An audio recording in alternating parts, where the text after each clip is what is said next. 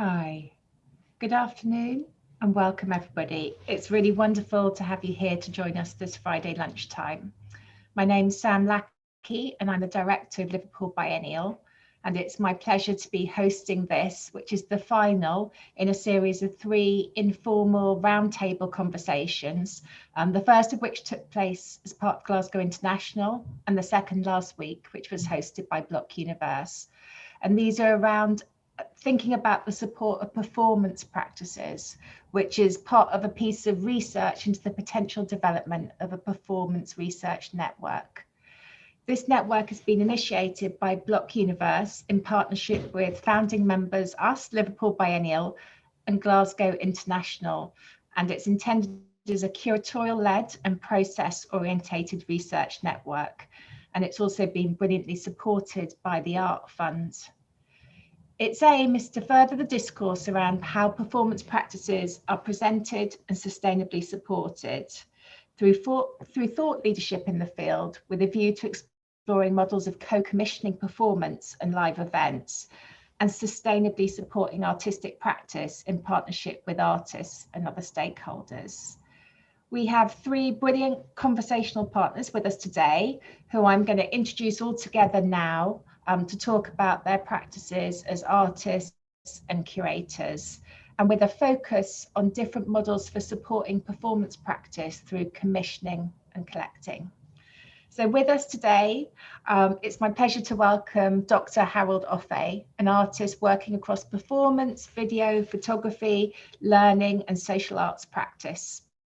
He's interested in the space created by inhabiting or embodying histories, and employs humour as a means to confront the viewer with historical narratives and contemporary culture, grappling with issues such as colonialism, the dynamics of work, labour and gender, and challenging ideals of masculine power. He has exhibited incredibly widely, including projects at Tate Britain and Tate Modern, South London Gallery, Turf Projects, Kettle's Yard, where he's also installing at the moment, Wising Arts Centre, the Studio Museum Harlem, Kunsthal Charlottenburg, Museum of African Diaspora in San Francisco, and the Art Tower. And I think he's also installing as well in the Wellcome Collection currently. He's also a reader in fine art at Leeds Beckett University and a tutor at the Royal College of Art.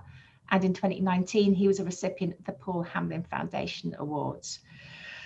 So it's incredible to have him here with us, particularly seeing as he's so very busy at the moment. So thank you so much.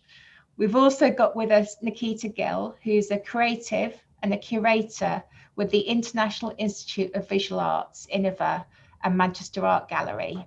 She received her MA in Art Gallery and Museum Studies from the University of Manchester in 2019.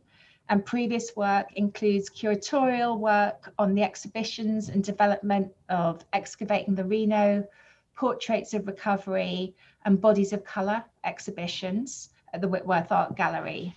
She's also developed and supported performances for Block Universe, for Jade Montserrat and Glasgow International more recently. Nikita's interested in decolonial practices centred on care within the context of art gallery collections. Currently, she's working on Future Collect, supporting Jade Montserrat's commission by INIVA to produce a body of work focusing on care as an act of resisting oppression and silence. And she's also a member of the Black Curators Collective. And thirdly, I'd like to welcome Julianne Delaney, Art Collections Curator at the University of Edinburgh, a post she took up early in 2019. Prior to joining the university, Julianne was Senior Curator of Modern and Contemporary Art at the National Galleries of Scotland, and she's also held roles at Dundee Contemporary Arts and the Artist Run Initiative Generator projects. She's currently working on a programme of joint performance art acquisitions with the National Galleries of Scotland, funded through a new collecting award from the Art Fund, and is part of the Curatorial Leadership in Collections Group, an action research and advocacy project aimed at highlighting and quantifying the wide-ranging impact of contemporary collecting and programming in Scotland. So thank you all so much for being here, and welcome to everybody else who's here with us this Friday afternoon. through that kind of quick run through of everyone's bios, hopefully it should be clear that we're really interested here in thinking about performance practice and how we might support that a bit by thinking about collections as well. So that process too. So I'd like to start by inviting Harold to speak briefly about his experiences as well.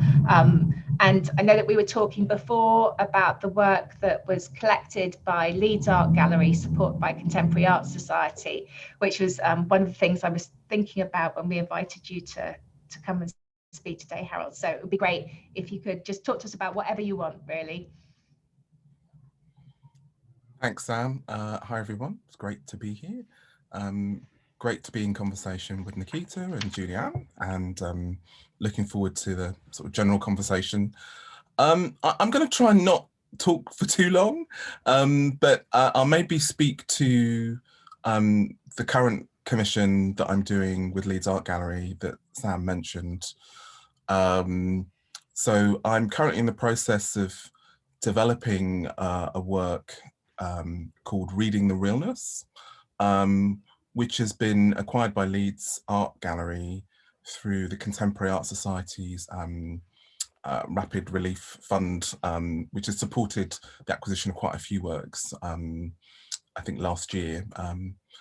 So I think what's specific about Reading the Realness is that it's constituted by a performance, a series of performative readings of collected material that relates to TV show panel discussions that are performed by participants.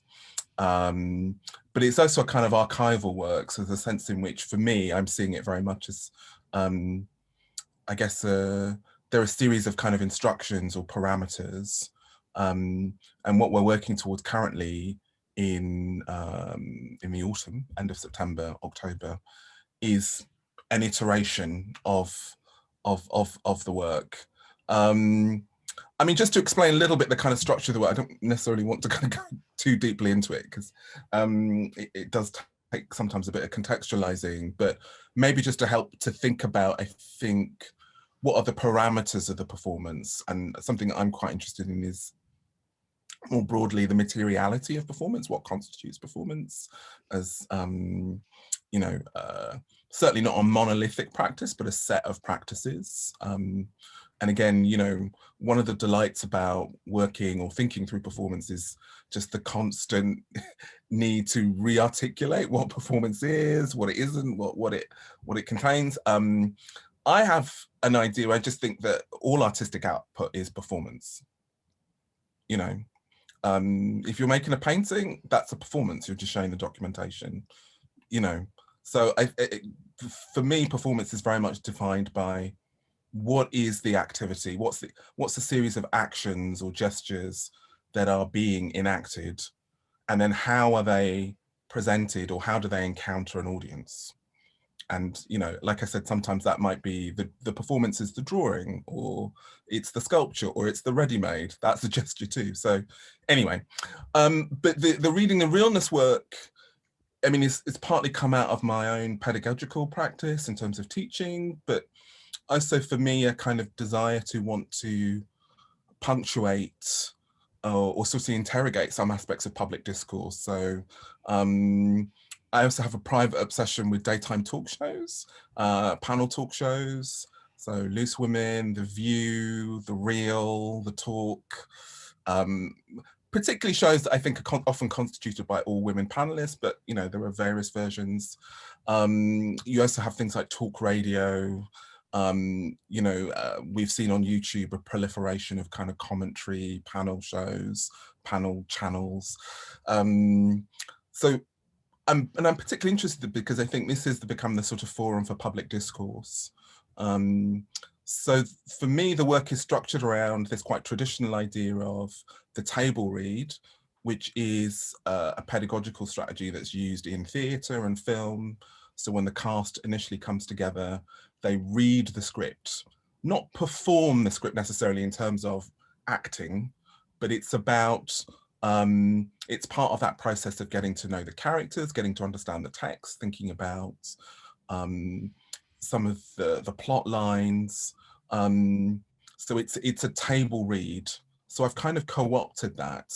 And essentially what we're doing in Leeds is that I'm going to be working with a number of participants that are going to be drawn from some of the amazing engagement programs that Leeds Art Gallery has. And we're going to be looking at conversations that have been happening within this kind of sphere of public discourse, often around contentious issues. I mean, it's very apparent that there is a culture war that's being enacted at the moment. So part of the process is collectively, myself and the performer participants, finding material. So, you know, for example, I've been looking and collecting a lot about conversations around statues, you know, Colston to you know, what's been happening variously in different parts of the country and cities. But it could be other things as well. There are also kind of local debates, local discourses that could be sort of drawn from. All of that is part of the work, is going to constitute the work, that process of collecting. And then what we do is transcribe these conversations that are often, you know, audio clips or video clips, or and then the cast and the performers read those. They like the table read, but often it's structured around this idea of different performers reading different characters and taking different positions. And all of this is presented to an audience, and there's a discussion between what the audience has heard, this reading of this script, and the experience of the performers reading from these different positions. And in terms of the lead show, we're going to go through that whole process, and we will, the installation, because there's an installation, is going to be a TV set. We'll film the reading in that space, hopefully with an audience. We'll see where we are with COVID in the autumn. And then the documentation will also be presented in this set. So in a way, if we're talking about kind of collecting performance, which is something I've been very interested in for quite a while, about 6-7 years ago, I had an amazing opportunity with Tate Modern's Learning Schools and Teachers program to develop a research question, which for me was focused around this idea of kind of collecting performance and how museums, and particularly Tate, for example, what was the difference between works held in the archive and works that are being collected, performance works specifically. And at the time I was really interested in this distinction between, there's this amazing treasure trove of, for example, Vito Acconci, the American seminal performance artist from the 70s, writing to a Tate curator and basically instructions for a performance, you know. But because they're letters, they're in the archive and they're not authorized as work. But then, for example, you know, the Tate has been collecting performance. There was a Pavel Althammer contract that I managed to have a little bit of a look at, which contains quite specific instructions about the staging of a work and the conditions in which this performative work would be presented. So yeah, I mean, in terms of working with Leeds, there's a bit of work that we've been kind of going through that's been supported by the Contemporary Art Society in terms of outlining, you know, what is being collected. And essentially, for me, it's a set of instructions and parameters for the work to be reactivated. But there also is a kind of archive. There's a sense in which these scripts and materials that we've been collecting as part of this process. And there will be also some material things, so some elements of the set. So I've been thinking about, in a way, I've been calling it like a sort of flat pack TV set. That again is a resource, but for me, I'm building into the instructions that there is some leeway in terms of the reiteration of this work. And something that I'm quite interested in other artists who are working performances often is the contracting, is the instructions and the specificity of that. So some people are incredibly specific about the materials, the conditions, casting, staging. Others aren't, you know. So yeah, so that's broadly the process. And again, I'll pass on to the others, but I'm happy to sort of come back to specific points. Yeah, thanks, Harold. That was great, and a great introduction to some of the ideas that I think will keep resurfacing during this conversation, not least sort of starting with that question of what is performance, and then kind of completely broadening it out. So thank you for that. I think we're now going to go on to Nikita, and I know that I suspect that she's been thinking about some of the same things as you, but from a slightly different position. So I'm interested to see how this will connect. But Nikita, it'd be great if you could talk us a little bit about what you're working on or have been working on for the past few months as well. Yeah, so thank you for inviting me to this talk and conversation. So my name is Nikita. My pronouns are she, her, or they, them. I am a Black woman and I'm currently sitting in front of a plain-ish wall. I'm wearing a burgundy top and a cotton white and blue sweater. So a little bit about what I'm working on. So I'm actually a curator who's currently in training with Manchester Art Gallery and Edinburgh. And that training has taken place in the age of lockdown, in the age of COVID. So in terms of thinking about what performance is, can be, has been wildly different, I'm sure, to what the conversations might have been pre-lockdown. I'm working with Jade Montserrat, who takes performance into her practice. And I'm just going to screen share for you now, if that's okay. So my sort of introduction into producing performance or performing performance has come through work that I did with Block Universe near the start of the lockdown for sessions. And within that, I suggested, along with Jade, that I read her thoughts and ideas around her drawing practice while she made a new work at her home on the wall directly. And it was something that hadn't been done by Jade before within her practice. It takes a level of trust for me to read aloud her thoughts and feelings, and also to share that with people in such a raw way. We also invited our audiences to draw along with us, and I'll just show you a little bit of how that went.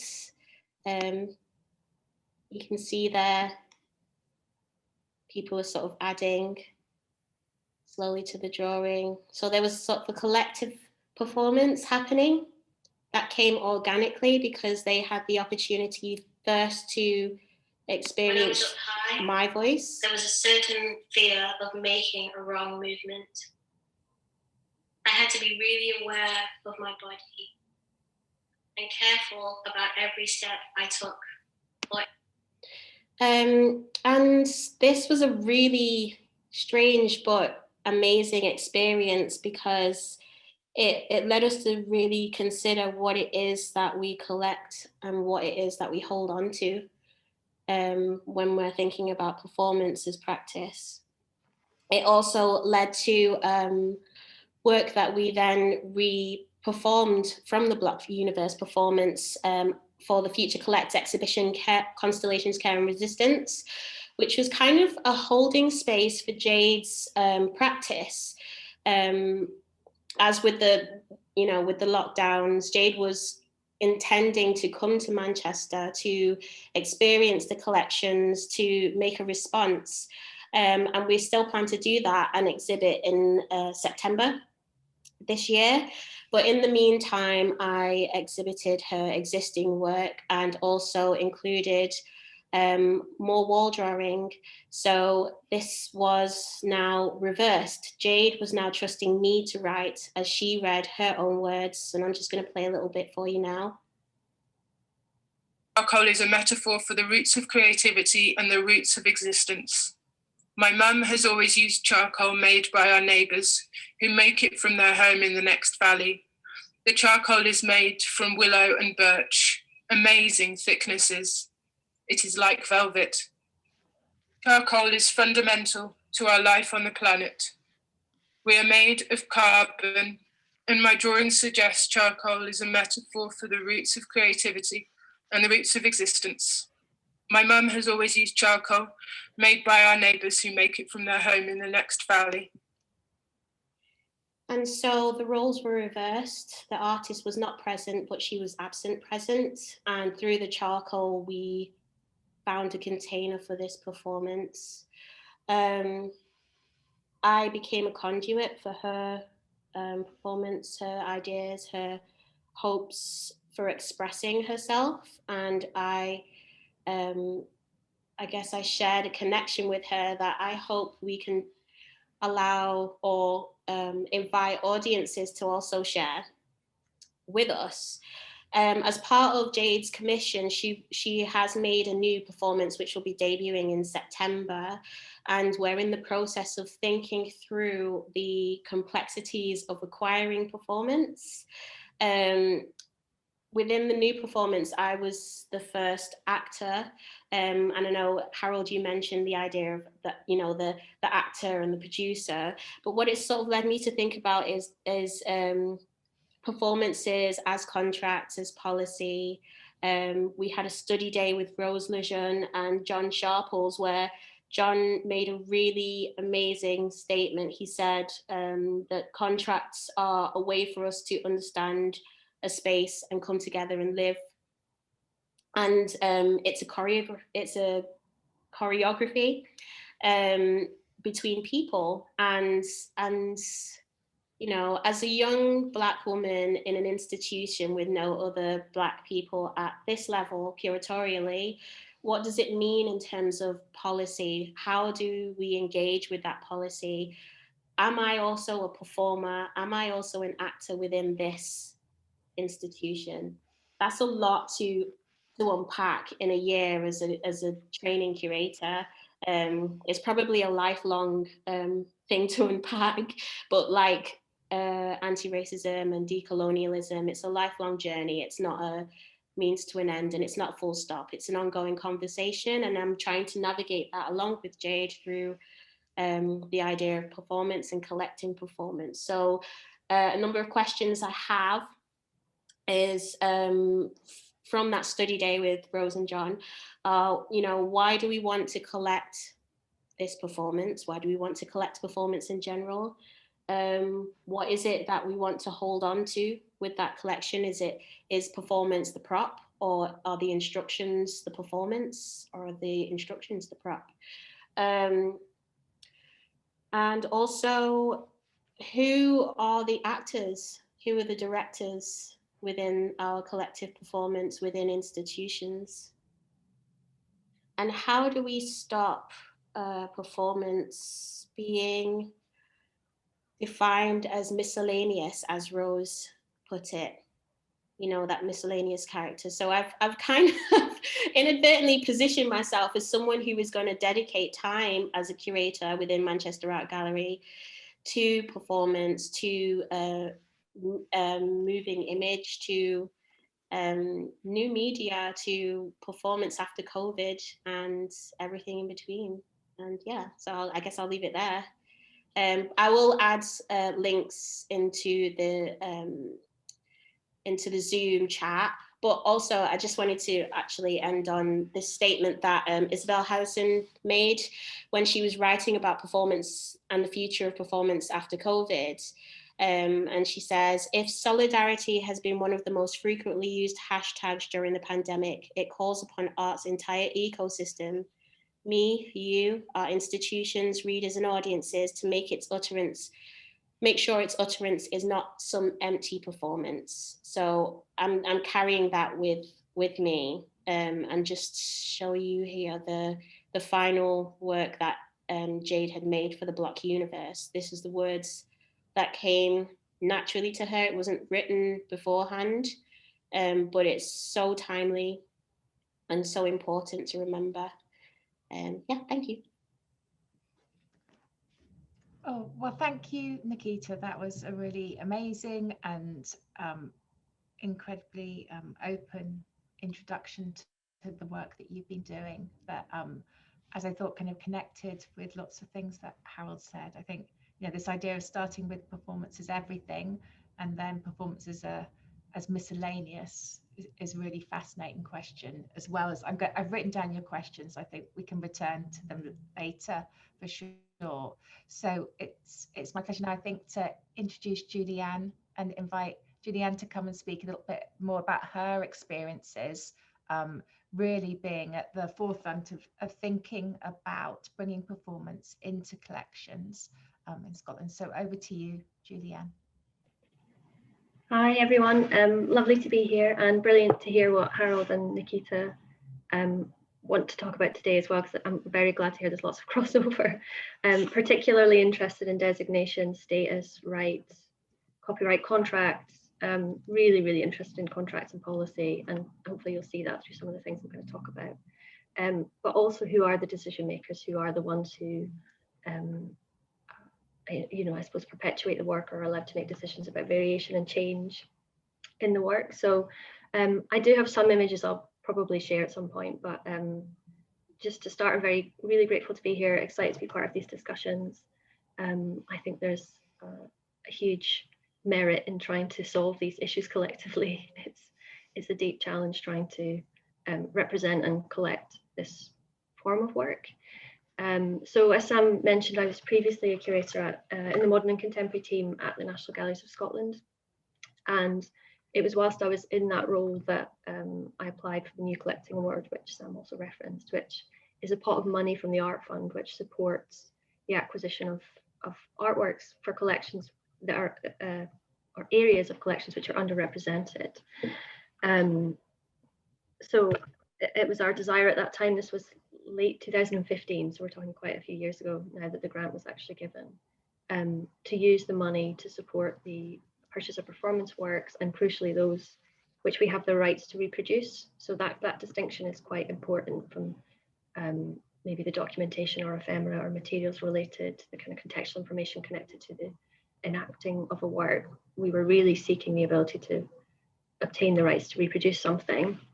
And as part of that application, we were also looking at collecting models. So how could we use the funding granted by the Art Fund to explore different ways of collecting? So for example, acquiring something retrospectively. So if something that's already been produced, returning to the artist to say, can you now retrofit a process for thinking about how this is, how future iterations are managed, what needs to be maintained in terms of physical components, and any sort of key conceptual points that also need to be perpetuated, and who is due to make decisions about those in the future after your lifespan.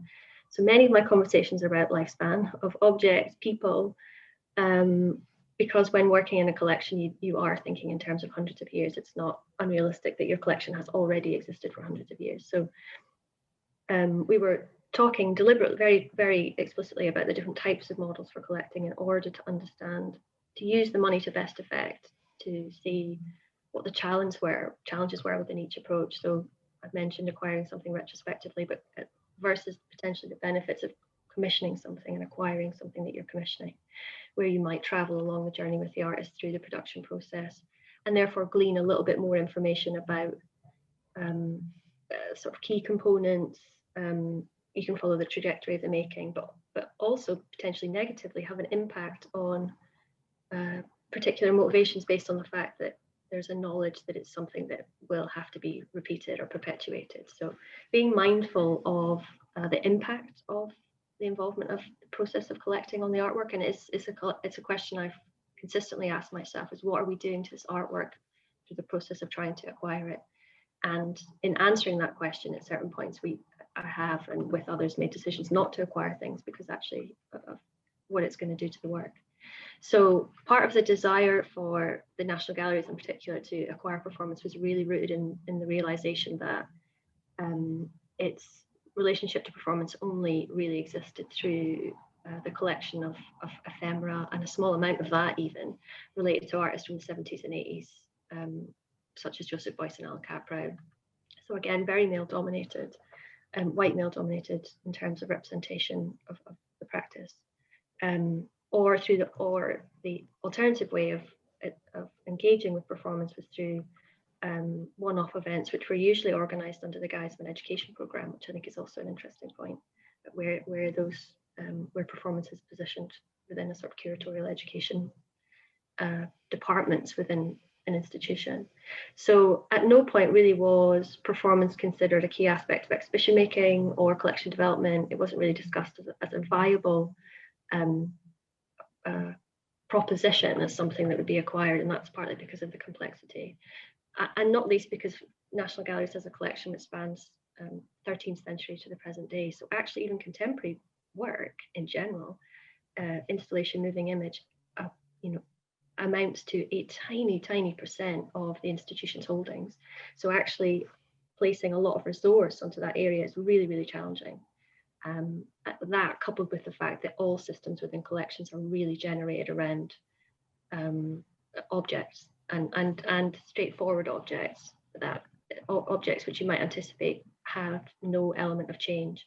It's not unrealistic to expect an oil painting to last 500 years.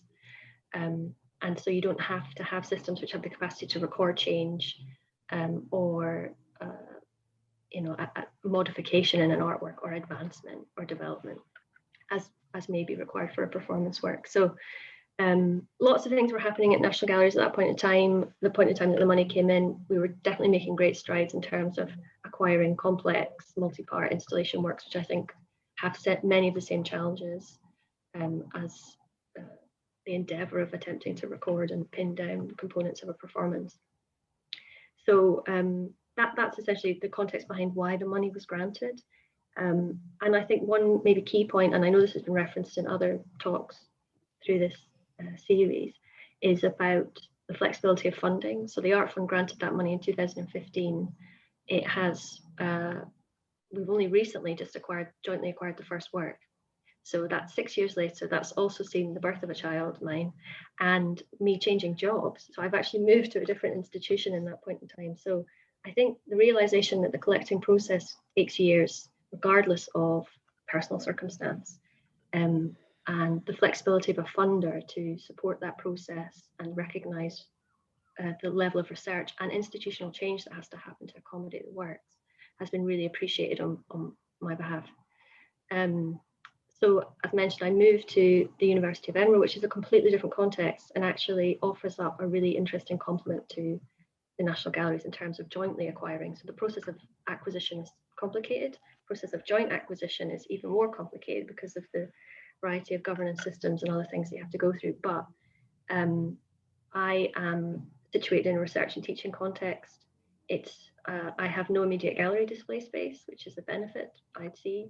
I do have a huge campus, relationship to the city, access to the student body, and I also have the capacity within where I am to really own things in theory. So we can really play with the sort of theoretical premise of what can be owned, what can be retained in terms of performance, because I don't have that immediate obligation to display something in an exhibition space, which has actually opened up some really interesting conversations around artworks. So the context I sit within in terms of the university, which has been collecting art for 350 years, so has a huge history, but again, sort of sporadic in terms of when and how it's been collecting. It's only been collecting in a more sustained manner, particularly around contemporary art over the last 10 years, since the art school merged with the university in Edinburgh. So yeah, the sort of benefit of our two respective contexts, a national institution which has access to resource, which has specific staff expertise, plus an educational institution where we can operate more theoretically, I think I have found deeply beneficial in the process of acquisition. So I might share screen briefly just to show a few examples actually of an example of the work we've just acquired. So I'm just going to skip through these, which are examples of the kind of one-off events that were happening at NGS without the process of acquisition. So our first joint acquisition, which has been made, which actually hasn't been sort of formally announced, so you're hearing something very fresh, is a work by the French artist Miriam Lefkovitz, who has a master's in history and then studied dance in New York. So her practice is very much rooted in dance, and her research is focused on questions of attention and perception through one-to-one performance So the work that we've acquired is called Walk, Hands, Eyes, a City. And it was first sort of initiated in 2011 and has been ongoing since then. And it consists of a 45-minute walk through a city where a participant and guide form an immersive relationship with their surroundings through the acts of walking, touching, and seeing. So the participant has to keep their eyes closed for the entire journey and is guided silently around the city by the performer. And at times the performer is only touching very, very lightly with fingertips, and you might be doing something like crossing a road or running with them so there's a deep element of trust, and there's a physical connection. So it's been produced in cities all around the world. Miriam, you can see there in the jacket, isn't the only performer who guides participants. So Miriam has a process of sharing information about how the artwork should be enacted with a group of very trusted individuals who then sometimes train others who are rooted in the cities that the work's being shown within, or fly over and undertake that process of guiding the participant themselves. So we were lucky enough, as part of the Edinburgh College of Art which is part of the university, has a gallery, Talbot Rice Gallery, and the work was displayed there on part of an exhibition there in late 2019 and early 2020. So both respective curatorial teams from NGS and myself managed to be part of the work and decided to be a kind of fantastic first joint acquisition to make. This was pre-pandemic, but we then had to work through the process with Miriam through the pandemic, understanding obviously the very much changed nature of how of touch and what it means to touch, and legal ability and capacity to touch and have proximity to one another, or close proximity. So we've worked really hard over this last year with Miriam to try to understand the process of actually acquiring the work, what we are actually acquiring. And in brief, and we may touch upon some of these points later on, what we have come to is quite an innovative contractual model with Miriam, which sees us have a relationship over a period of 5 years as one component. So there's the license. There's a license aspect which enables us as respective collections to undertake the work within the UK. So we were quite critical and that we don't take any more from the artist than is actually required. We don't need to have the ability to lend this work internationally. And that was an interesting conversation with National Galleries, because there was a little bit of resistance on their part at first to that concept, but actually they already own physical works which can't be transported internationally because of fragility or loads of other reasons. So a big part of the process of creating the license and working with Miriam has been understanding how to ensure we don't take too much from the artist and don't deny any possible economic benefit that she can have from selling it to another collection. There is no need for me to have the rights to reproduce this internationally when the likelihood is it will only ever be reproduced in the UK or even within Edinburgh. So that's been a really core component, is the development of this license agreement, and we worked on that with legal academics at the university, which is the kind of amazing thing about the context I'm in, is that you can access that knowledge. So alongside that kind of license agreement, we have also worked on this idea of working with her for over a period of 5 years to produce the performance manual, which essentially gives the outline background to the work, the key parameters of the performance, including recruitment and the training of guides. And that 5-year period was decided upon because it would enable us to be part of potentially future iterations of the work where we can glean more information. It also gives Miriam the time to really think about what it means to perhaps not have the connection to the work, to think about how other performers are impacted by the acquisition of the work by our collection, and any models for payment. That's the other thing we've talked about, is to what degree the performance manual should stipulate some of the ethical parameters for the work in terms of how other institutions should pay the performers.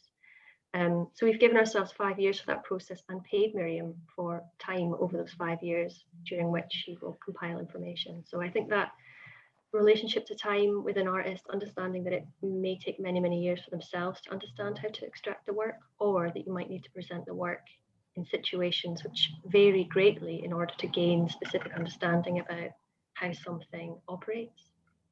So that's the first joint acquisition that we have made, and we have probably 2 others planned, one which will be a commission, which is going to be, we hope, well, it is attached to an academic research project looking at managing imperial legacies and the legacy of the transatlantic slaves trade in the built environment in Scotland, and we're hoping to commission a performance in response to that academic research that will then join both collections.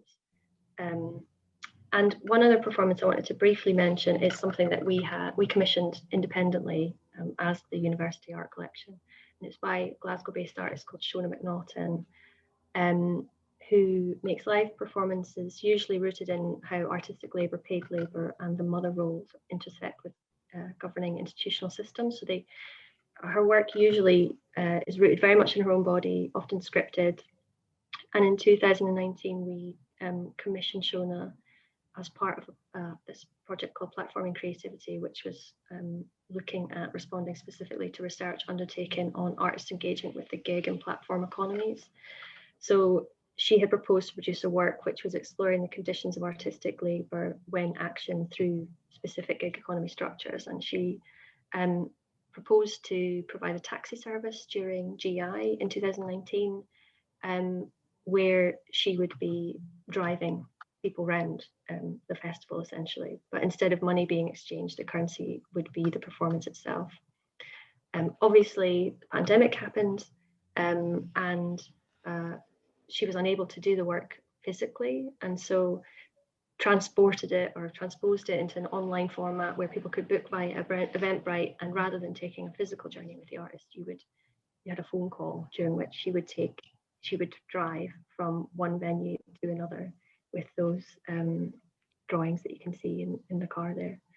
And I think it was a sort of fantastic example of someone pivoting to the situation that they found themselves in, but also raised interesting conversations for us as a collection in terms of how we had supported her, how we could support her through that process. Again, because of the unique context I'm in and the sort of lack of need for a specific outcome on a specific date, meant that we could extend the time frame. We also reviewed the money involved. In the end, Shona produced 103 performances over a 2-month window of time, and actually looking at the original fee we paid to her, we recognised that it wasn't sufficient, and actually asked her to detail sort of full costs that the work had involved in terms of time, and her production. So we were able to revisit the fee that we paid her. I think that's another interesting point to make in the commissioning process, is to ensure there's a distinction between money given for commissioning and money paid for an acquisition, which are 2 very separate activities.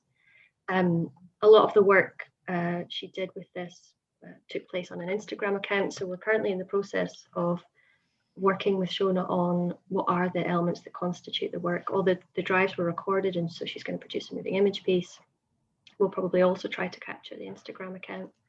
But another question for us is around the possibility to reproduce this, and what would be the conditions under which we'd be allowed to do that. And we talked about the fact that we may have to stipulate a set of conditions that we would never want to achieve, never want to happen again. So for example, someone like Trump would have to be in power at the same time as a global pandemic, plus other elections and political turmoil, wrapped up in the existence of a gig economy. If all of those things align, perhaps the performance could happen again. I know that sounds kind of perverse and to a degree facetious, but it is, I think, an interesting way for us as a research and teaching collection to take theory to an extreme end and use it in a teaching context.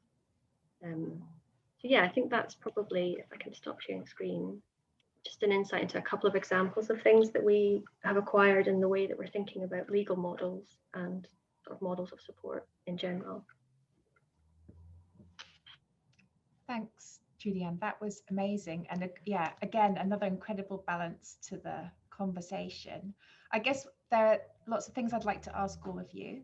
The thing that I want to ask first is about something that I think Julianne mentioned, but people alluded to as well, which is that when a performance work, when there's an intention for it to enter a collection, and Julianne, you talked about it about deciding not to acquire things because of the potential for it to change. So in your different experiences, how has it affected the work? So Harold, I think I'm right that your work was commissioned, you know, in one context, and then the acquisitions come from another context. Is that right? So yeah, I'm interested in that for all of you. And the reason, of course, I'm asking this is because I'm now working in a festival context where we're commissioning for festival, and we're trying to think about how do we support artists more sustainably, and the idea of duration also comes into it. You know, Julianne, listening to you talk about that kind of what seems now to me is kind of luxury of collecting in a way against the festival model. So I guess, yeah, it's a long-winded way of saying, asking that question, like when something is being acquired, when performance is being acquired, what are the things we need to think about? How did it change for you, Harold? Maybe if we could start with you. Yeah, I mean, there's lots to unpack there, isn't there? There's so much.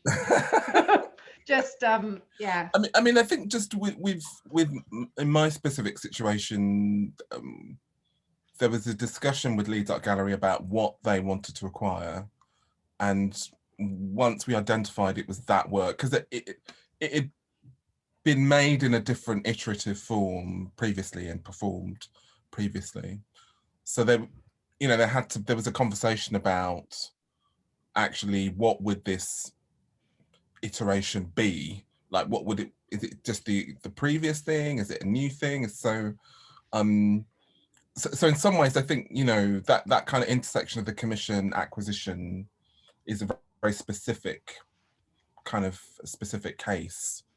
I actually just wanted to take it a step back a little bit, actually, you know, in that you know, I'm still maybe old enough to kind of remember, just because I was, you know, very immersed in sort of like the performance practices of the 60s and 70s. And I think, you know, some of the debate that sort of happened, I mean, now about 10, 15 years ago, when, you know, people like Marina Abramovich, can't say her name, she's going to curse me, Marina Abramovich, of course, and like Klaus Bissenbach, around the time that she was doing The Artist is Present, there was a lot of debate in the art world about like the status of performance, well, a certain type of performance, you know, performance art. And I guess the point I'm trying to make is that, you know, I think we can easily forget that people moved into performance because you couldn't buy it. And specifically, like the idea of making something that was dematerialized was the imperative. And I think it's interesting through that conversation that I think that Marina and others instigated about the fact that she felt that performance wasn't respected, the history of performance wasn't respected, and that it needed to be acknowledged. And then how that led to kind of this idea of institutional validation.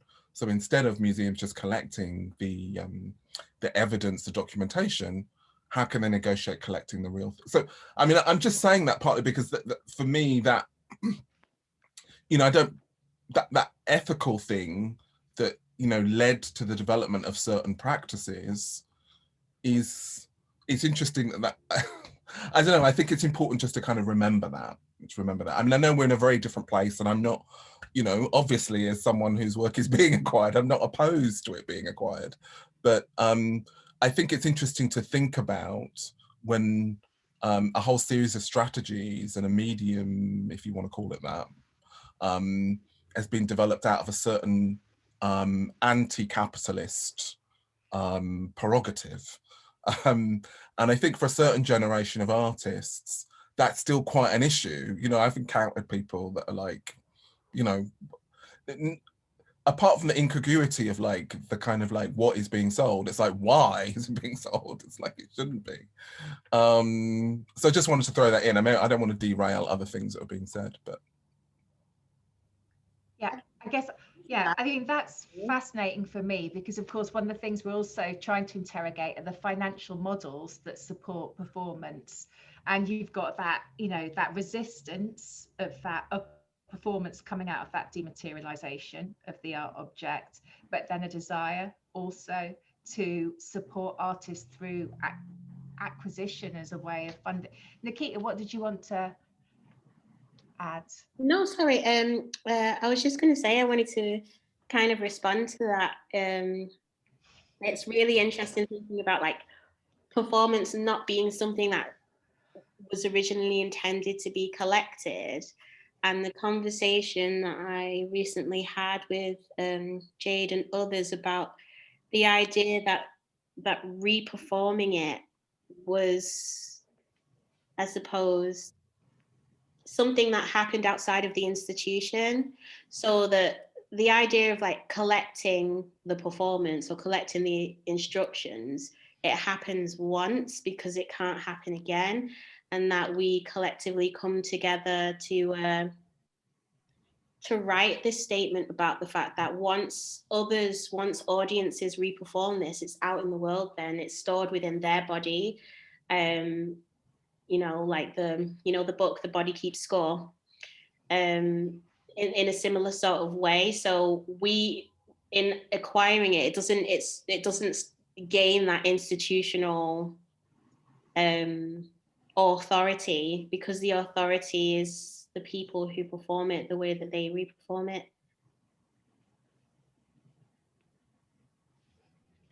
Thanks, Nikita. That's really interesting to hear about that other way of performance kind of resisting through bodies. Again, I'm thinking about that quote that you brought up as well, that kind of importance of solidarity or different forms of resistance through a performance practice, which I think is different, isn't it? Or can be different in performance. Julianne, was there something that you wanted to? Just to maybe, I completely agree with what both Harold and Nikita have talked about there, and I was thinking a lot about what the sort of point of the collection is as well, what the endeavour of the collection is, and I mean, what I really enjoy about being freed up from a collection that has was on a bit of, you know, is on a treadmill of exhibition making, is thinking about a context, a sort of the use or place of an artwork within a research and teaching context where you can play around with some of those theoretical parameters. And I suppose the whole process of acquiring becomes an intellectual exercise, even which I don't think, I think for some may still sit in opposition to the concept of selling something, but for others is an extension of the thinking or the challenge or the, I don't know, system, the possibility for changing infrastructure and systems. Because I think these works have that, many of them have that sort of potential for disrupting the status quo of collections and how collections are built and the systems that are used to preserve and perpetuate them, and do upend hierarchies in terms of thinking about who holds knowledge. You know, it's particular, well, maybe on a micro level, but between a sort of curator, conservator, a registrar, other people who are involved in the infrastructure of managing the movement or of an artwork. The anticipation is that knowledge sits within a curator, but, you know, Nikita's eloquently talked about other bodies where that knowledge actually resides. So there's definitely an upending of hierarchy, even if it's only it's in a structure, through these works and through the development of knowledge and where the knowledge sits. Yeah. Yeah, I mean, oh, sorry.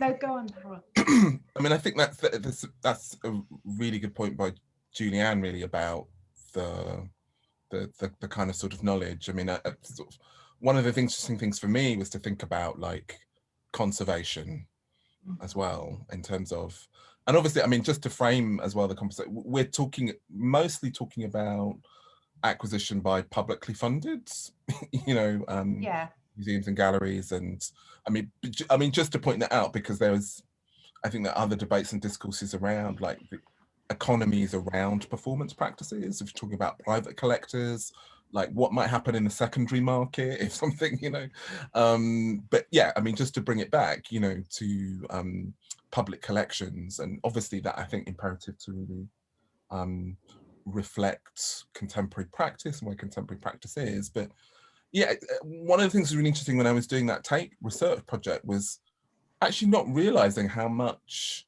knowledge conservators have in terms of their role within looking after these works, and are sort of very naive about the tremendous amount of resources that are put into the conservation, particularly of, you know, new media and performance practices. And this idea of, I mean, like, I know there's a practice within Tate and I'm sure other places of interviewing artists when a work comes in. So, and I asked to see one of these tapes and they wouldn't let me, they wouldn't show me. And in some respects, it just sort of reminds me of like Fahrenheit 451, you know, the idea of a group of roaming people that sort of represent, like, you know, so if you want to read Dostoevsky, you have to find like Janet in the woods, you know, who has to, you know, because she could tell you everything about that. It's kind of like that with, I think particularly also about some of these, you know, not only performance works, but I think certain types of contemporary works that isn't necessarily just entirely about material preservation. It's also about the conditions in which, the conditions of the work. I mean, they are also sort of parallels. I mean, I think it's, you know, it's interesting sort of talking to people maybe in the performing arts, theatre and dance, where there are histories of, you know, like how work is disseminated in economies of work, you know. So there's a tradition in dance of kind of, you know, designated people that hold knowledge in terms of teaching, and, you know, I think Yvonne Rayner is, and Trisha Brown and people like that have, you know, designated kind of holders of the technique that sort of pass it on, you know. But I think for me, that's the thing, that sort of culturally as well, in terms of what constitutes the work, it's a complete challenge to that, you know. I think it draws up a whole set of things in terms of what's the scope of the work. So thinking very much about kind of, you know, Nikita as well, working with Jade and thinking about like, you know, how's that is also the work, that relationship, that relational aspect is also the work.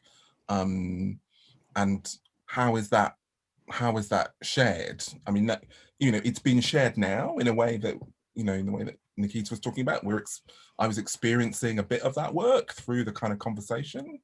So yeah, I think it's really fascinating, really, yeah. Yeah, it's brought up a lot of amazing feelings about what it means to be an artist and a curator and a creative. It's not one, it's not, sometimes they are compartmentalized. Sometimes there is a tendency for, say, for example, you're acquiring a work by an artist and you get all your PR ready and you know, you big the artist up and all of a sudden the artist is a star. But then, like you were talking about, the network of the relational network of the people who are involved in making this happen is so varied, and their work is excellent. Their work is just as valuable as the object that's going to be held, you know, for the people of the city that the art gallery is serving, like the registrar and the conservators. You know, the registrar at Manchester Art Gallery, and the questions that she needed to ask me and the way that I couldn't respond in the way that she's used to was, it's interesting because it's kind of like, okay, I have this checklist and you're saying you're not going to do anything on the checklist. Okay. And then she goes with it, you know, because she wants to see this work stored carefully. She wants to see this work presented beautifully. She wants to make sure that she is doing her part to make sure everyone gets to enjoy it, you know, and that is valuable.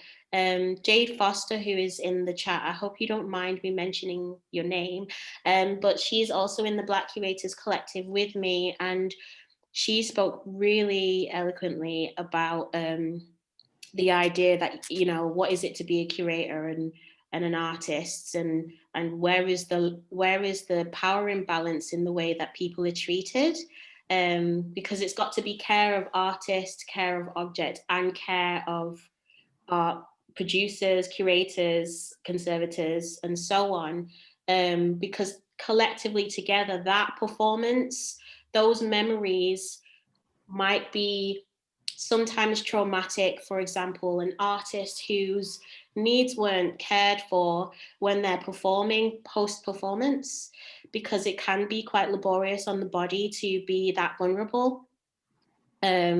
Not just necessarily because Jade had a practice that involved embodying Josephine Baker, but entirely nude, and it was a very labor-intensive performance. So, you know, how is she cared for in that situation? What are the risk assessments to her body? What is the checklist for her, as well as the object that is archived, the video, the documentation, and the same for the curator.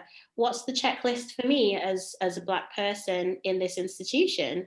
How are you going to safeguard me in this conversation where I am supporting an artist in presenting a work around care and resistance and interrupting institutional racism or racism anywhere really in the UK?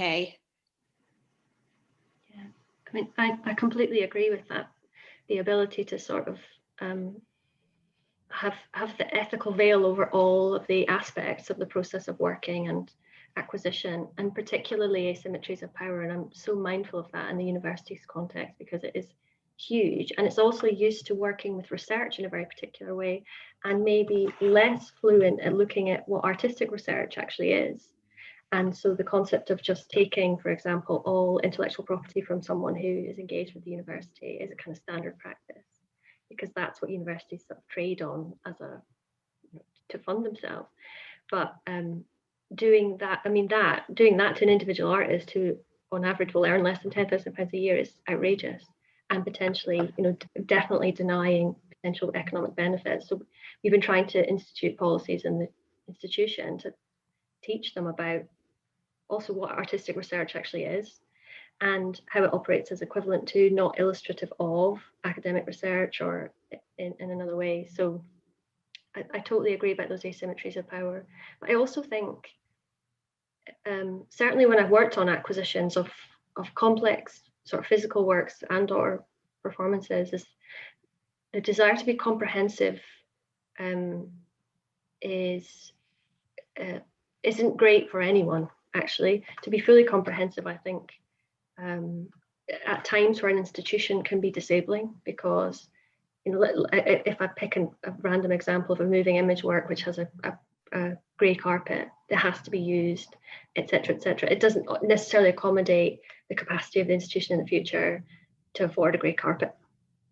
But it also locks in the artist to a sort of set of parameters which maybe don't accommodate changing contexts or political situations or belief systems or other things. So I'm not sure that being comprehensive is something to strive towards. And I also think that lack is really interesting, and empty spaces that enable, this is what I use as an excuse when I don't know the answer to something, that's a future curator's problem, or, you know, leaving potential for other individuals in the future to fill gaps, create scenarios themselves, use the research evidence, you know, their own capabilities to research and piece together information about people who are connected to an event. And actually a friend was telling me the other day about a research project they're doing, looking at someone who's really involved in performance through the 70s, going back to try and track other people who are documenting the performances, not that individual. So I was really interested in that concept of you know, giving someone a role in the future to retrospectively review things with hindsight.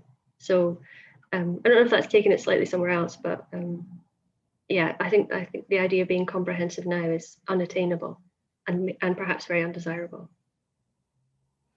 Yeah, definitely. you hold all the power, how can anyone else speak? How can there be a multivocality in your approach as an institution, but not in your institutional practice? You know, the buzzword at the moment is care. In the last 2 years, I've heard it so much, but are we really instituting it, care? You know, to borrow from Jade's exhibition at the Blue Coat, are we instituting care?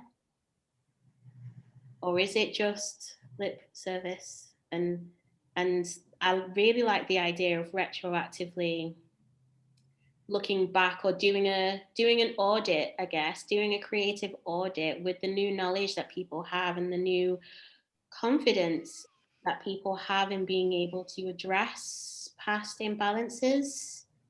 And I think that relates a lot to the idea of decision-making capacity, because I think for people to have a confidence that they belong, they also need to be able to have a confidence that they are able to make decisions and they're able to bring their knowledge with them, that it doesn't just all sit within one person within an institution, because anything that, you know, that person leaves that institution, that knowledge goes with them. And the future is, there's so much potential in our speculative futures, I would say. Yeah. Thanks, Nikita. I think what I'm going to do is just see if there are any questions out there, because I know that this conversation has been really rich, but I do love the idea of thinking about the end of this conversation being a kind of commitment towards speculative futures, and that in a kind of positive way and an open way and a generous way that builds, I mean, something that we've talked about a little bit here and came up in previous conversations, was this idea of trust that happens around performance, and about how it's commissioned, supporting artists, about acquisitions, about collections, which seems to be really important as well. I'm trying to read a really long comment at the moment at the same time as I'm talking to see what the question. I guess the other thing that I'm really interested in that has come up here is this idea of a contract as a different way of thinking through or becoming the performance in some way, and the power that in one way that a certain kind of, you might think that the institutional power resides in that contract, but the way we've discussed it, or is that actually it operates in opposition to that as well, which seems really fascinating. So, and I guess the other thing I just wanted to highlight for everybody who's here is that actually in London this weekend, there's a performance event. The Performance Exchange is working across galleries across London, organised by Rose Lejeune, who's been mentioned a few times here today. And that is also funded by the Art Fund, and has artists working across different galleries and proposing different models for collecting artworks as well. So for those of you who are in London, I would warmly suggest that everybody goes and checks that out to support that. Like, you know, it feels amazing also to be finishing this by saying that there is live performance happening as well this weekend in the city of London, and of course there has been in Glasgow and there has been in Liverpool as well over the past few weeks. So there's this moment for kind of opportunity and restarting that again. So sorry, would anybody like to have a final? Yeah, sorry, I just really quickly wanted to highlight that if you are interested in artists who think about contractual forms of performance, if you look for Jack Tan, I've asked the person who's looking after the Zoom to post the link to his website, because he is incredible. He is someone I really, really look up to in terms of the way that he speaks about how we care for each other in the process of all of this. and he does a lot of amazing work. So yeah, so if you guys want to check out a bit more about conversations around performance and performance scoring, yeah, please look there. I think we've probably got a couple of questions that we might want to just catch up on. We've got one about publicly acquired works and access to those. Julianne, I don't know if you can see this question as well about access to publicly acquired works, and I think it's about the difference in relation to archives and accessibility to both. Yeah, I could see the question, but I suddenly can't now. Yeah. So I haven't apologies. articulated Oh it. no, I think I can. I think it keeps. Yeah, I mean, yeah, it's a challenge. I don't think. Well, most people know that around 90% of collections are in store at any given time, and I think most curators I know would love that to be a different situation. We've actually been pretty much open almost the whole way through. We were at the university, where we were positioned in the university, we were as a means of getting us open very early, we were designated a research lab, so we were able to open in line with scientific research labs. So from last April, so we've actually had very limited closure, so people could come and access things for research purposes, and we have digital equipment which enables other access. But yeah, I mean, I think in a bid to sort of undermine my entire career and area of interest, we do have to think about the scale of collections, what is being collected and how much there is, and when it gets, I mean, there will have to be, there'll be a reckoning point, I suppose, of the amount of material that's actually collected versus what's publicly accessible, on display, available. So I probably agree, it's not fair. Yeah, I think anybody who's worked with a collection knows that, you know, that desire to make it as accessible to as many people as possible, and just the kind of limitations that are kind of imposed upon that. There's just a question about NFTs, which is an interesting point. So this idea that perhaps that's an opportunity for performance artists to sell their work independently, and whether anybody has any views on that. I know that we've been talking about really different kinds of practice actually to that. Does anybody have anything they'd like to add on that? Or does it feel like that's moved us too far away? I'd maybe just say on NFTs that I have concern about any area that creates another rarefied zone for or another method of exclusivity, because I think that's the thing that sort of appeals to me about work that can be disseminated in a different way, or I mean, I suppose that maybe it does tie to that original point about accessibility as well. I think we're going to try and do a research project around NFTs and what it means, rooted in an academic's work in London who wants to look at possibility for museums to monetize works through that process. And I'm deeply resistant to that concept of creating another layer of art market.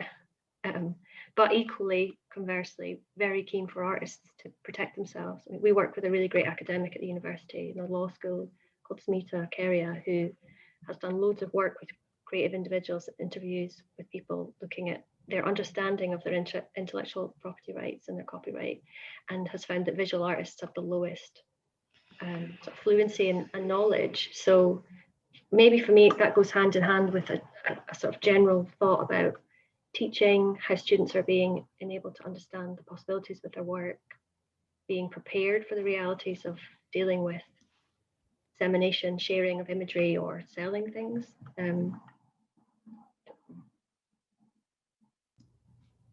Yeah, I will agree that, like, as soon as you bring kind of ownership into the equation, you have the option to exclude more people with that ownership. And if you're going to think about, say, for example, commissioning, I didn't have any say in my job description when I applied for this position, and so I didn't necessarily have the authority to question at the time why commission. what is commissioning doing differently to, I don't know, say someone commissioning Jan Vermeer to make a portrait of them to show that they're powerful? How is that different? How does commissioning also support this idea of exclusivity, of we hold all the power? And if I can only speak for institutions because I only worked in them. I've never worked in a commercial gallery. But institutionally, if you're going to acquire an NFT, then there has to be real transparency and soul searching of everyone involved in that acquisition about what its function is and how it's performing and what the risks are, which, yeah, from my very young experience of it all. Thanks, Nikita, and thank you to everybody. I'm afraid we've gone a bit over time, so I'm going to have to draw this to a close. But the plans for the Performance Research Network are that hopefully we can go on to initiate more conversations like this and to think about how we effectively support performance in the future. And that's an ongoing conversation that will continue and that we'll disseminate information about as well. So just really to say thank you to all our speakers today and to all our speakers over the past two conversations as well. And our partners are initiating partner Block Universe and Glasgow International, and to the Art Fund, of course, for supporting this today. And thank you to everybody who's come on a sunny, hot, sweltering July afternoon, Friday afternoon. So thank you all so much for joining us today. It's really appreciated.